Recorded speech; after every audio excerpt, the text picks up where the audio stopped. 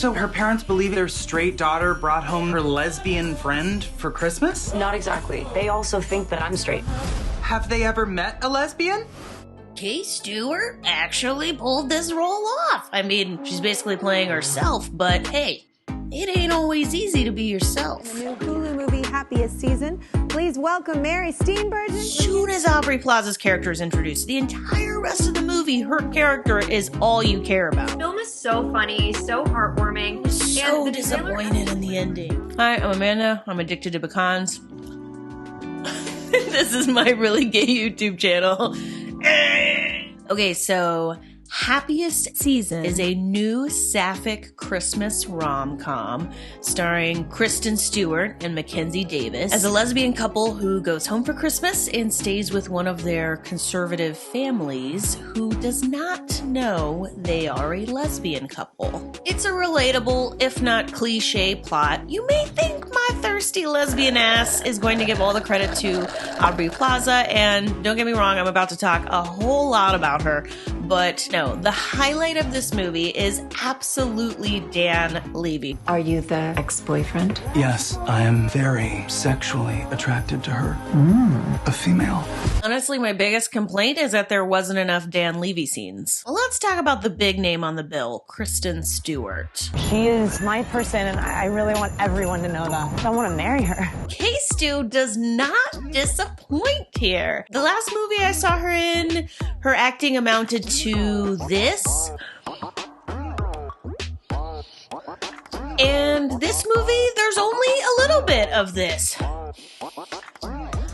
She basically plays herself, and she's good at it. I really believe this blonde bitch loves K-Stu always does best when she's not the focus of the movie. She was so bad in Twilight because her character was what the entire universe of those movies revolved around. But in Happiest, K-Stu gets to be the brooding, angsty reactionary, and she doesn't have to carry really any scenes. Also, since Kristen joined the queer community IRL, it's nice to see her acting in a queer role. My overall score for the movie is 3 stars out of 4.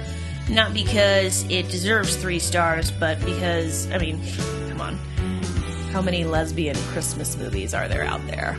The leading lady was so unlikable, I ended up not really caring whether this couple made it out alive or not. This movie, directed by Clea Duvall, who probably looks familiar to you because she's been in shows like Veep. Duvall says, "I've always been such a huge fan of holiday movies, but if there was an LGBTQ plus character in a holiday film, they were always in the background or just sort of thrown in to diversify an otherwise normal family." This script was capable of being great, but the leading lady they chose, Mackenzie Davis, frankly, just was not capable of carrying the movie. I ended up actively rooting against them as a couple and hoping K-Stu hooked up with Aubrey Plaza instead. Mackenzie Davis dons a really terrible wig and plays Harper, K-Stu's closeted lesbian interest. Harper is a relatable character. A lot of these scenes are familiar to me, but the relatability really stops at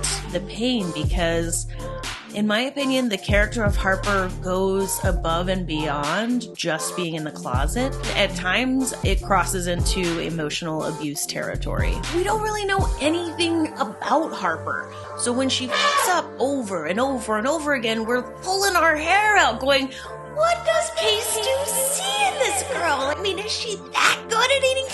We get a teeny tiny, 3 minutes of them as a couple at the beginning, and we're just expected to use that to coast off of wanting them to stay together for the whole rest of the film. I have some side notes about this film.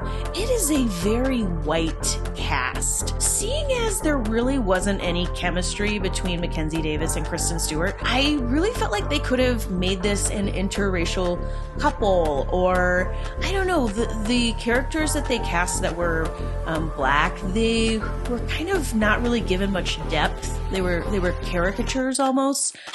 It's 2020, and for a director who talked about queer characters being shoved in the background of Christmas movies, I couldn't help but feel like the characters who weren't white were shoved to the background for this movie. And I don't think every movie you have to have an interracial couple. I don't know. This movie just felt very white, and not because of the snow. Watching this movie, I was reminded of some of the most horrible moments of my past. It was kind of cathartic. I cried.